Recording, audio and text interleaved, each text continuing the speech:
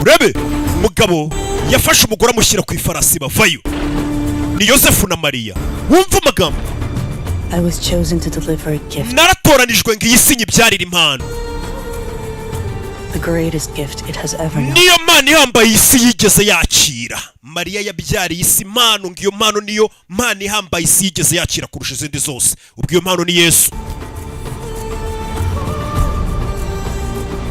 You may think you know my story. Mushobora gutekereza ko muzi inkuru yanjye. Uyu uri kutubwira ni Mariya nyirizina, kuko hari abantu batubwira ngo nyina wa Jambo, ngo tujya tugikibeho, ngo nanone ngo ndi umukatolike cyane, ngo njya nambaza Mariya. Mariya aravuga ati mwe mwese mushobora gutekereza ko muzi inkuru yanjye.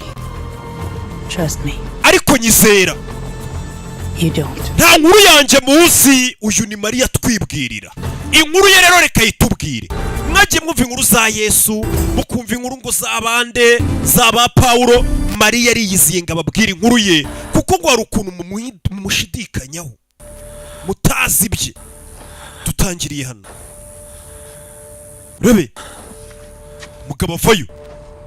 Tutangiriye mu butayu bwa Yudeya. Joachim withdrew to the desert for 40 days of fasting and repentance. Papa wanjye yarasubiye mu butayu kugira ngo yongere asenge iminsi igera muri 40 aniyiriza, Denied him a child as punishment. kugira ngo arebe ko Imana yamuha urubyaro.